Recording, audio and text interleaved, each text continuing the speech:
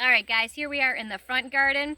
It is, a week or so into September. So what are things looking like? What am I doing in here right now? Well, I can tell you that a couple weeks ago, we started having some really cold nights. So even though the days are really hot, it's 80 degrees today, it's very warm, but the nights have been really cold. So I basically told the garden to shut it down. All the things are starting to die back and go, but that's okay because what has already grown that's all I'm gonna get, and now I just need it to ripen up, and now I need to harvest it and preserve it, which is exciting. So right here you'll see these right here are potatoes, and they're all in the ground, and I'm using the ground to go ahead and just kind of store them for me for as long as possible because they can go through a frost. They're underneath the ground. I would just harvest them before freeze. It'll probably sometime this month is sometime that I'll have to harvest them. And I'm making sure, I do a test dig once in a while to make sure that the slugs are not eating them. So, and if you guys can hear any noise in the background, the husband is cutting grass. So there we go. So right here, so potatoes did great. I picked so many new potatoes that were, I don't even know why they considered them new, but they were this big. So they were fabulous. So I'm really excited to harvest that up and see what happened. We already did all the onions because they fell over right up pretty quick, and they were all really nice size too. So it's been I've been very blessed with the potatoes and the onions so far. So right here in this row, you'll see that these beans are very much dying back, but they're kidney beans. I want them to die back. So I come out here randomly, and I'm trying to find pods that are, brittle, that I can go ahead and crack open. That means they are fully ripe and ready to go ahead and be harvested before there's too much rain and then the mold comes. So I'm trying to find these pods here randomly and saving the kidney beans.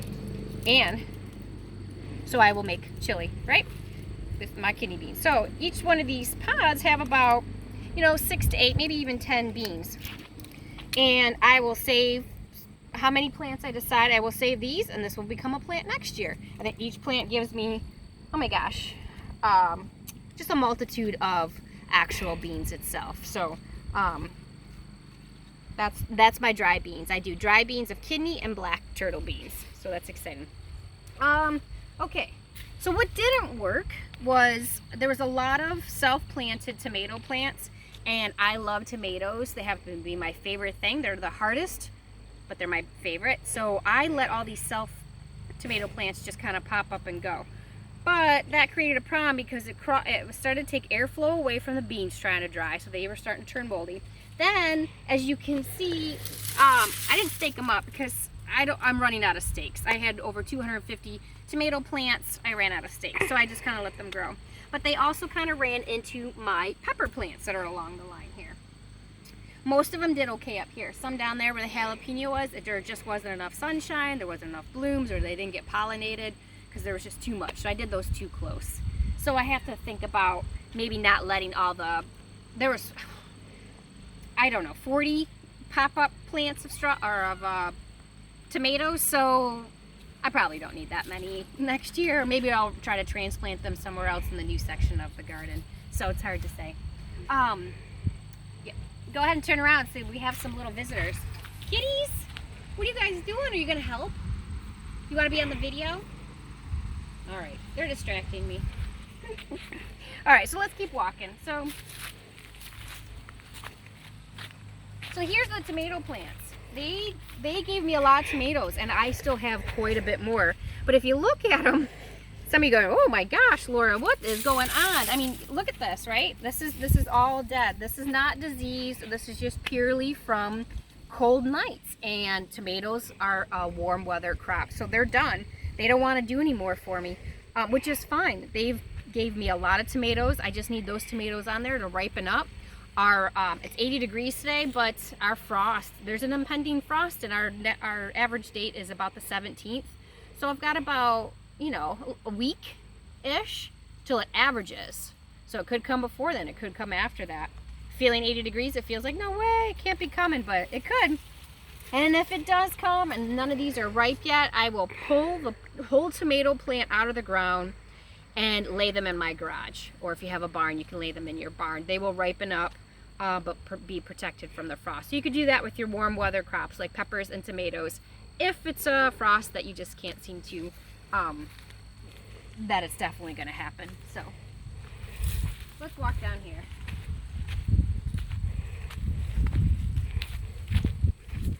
I had a little patch of corn here. They did really good. I'm like not a corn grower at all.